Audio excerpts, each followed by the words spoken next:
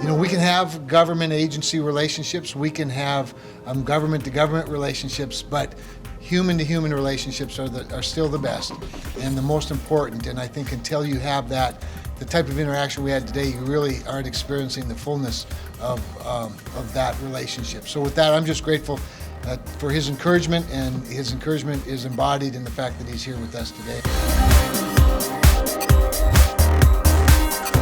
And this particular university, the University of North Dakota, is delivering on behalf of NASA some technology that is helping us understand the Earth, helping us understand the Earth's atmosphere, helping us better predict weather events and the climate.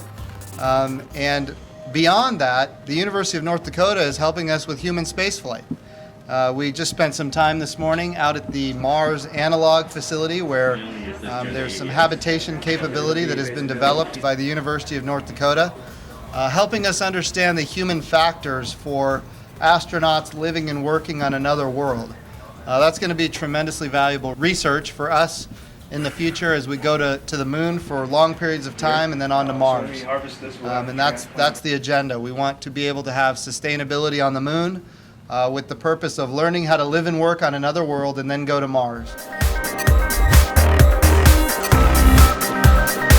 The University of North Dakota is a great resource for NASA. What happens here is going to enable us to do more than we've ever done before. There's no shortage of work to be done.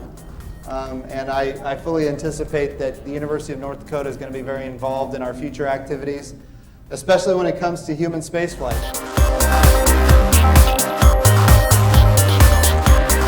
I would also say one of the amazing capabilities here is the spacesuits. A lot of people do not appreciate how complicated a spacesuit is.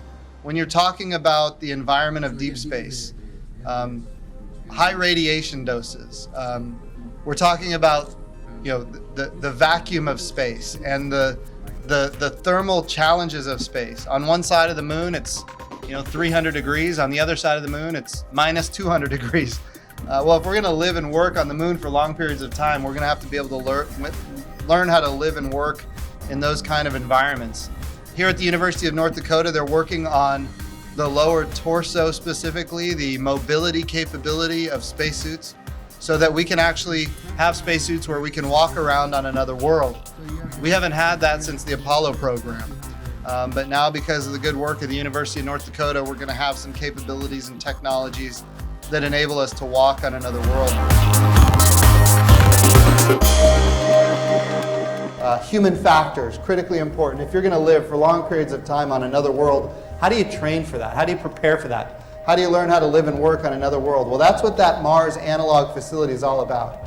And of course, that's a grant from NASA that helps us understand ultimately what we will be facing when we spend a lot of time on the moon and then, of course, on Mars. So we have a number of great resources. We have EPSCoR, which gets universities involved in our activities from across the country in states that don't have NASA centers, that don't have a big NASA presence. We also have Space Grant, which helps connect the students here to NASA centers. I talked to a number of wonderful students that have done, no kidding, internships and fellowships with NASA, whether for the summer or for a semester.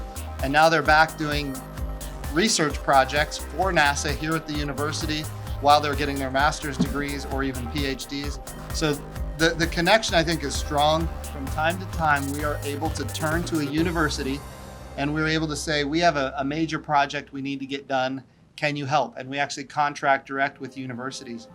We've done that with atmospherics with the University of North Dakota, and we've done it with spacesuits and the Mars Analog. But there's other opportunities, and I think that those are very valuable for the future of NASA, because the students, this is what I love about the University of North Dakota, the students are involved. They're getting hands-on experience. So when they graduate, it's not just chemistry, calculus, and physics, but it's also real-world experience that they get to apply when they graduate, whether they go to work for a contractor or go to work for NASA or even another government organization.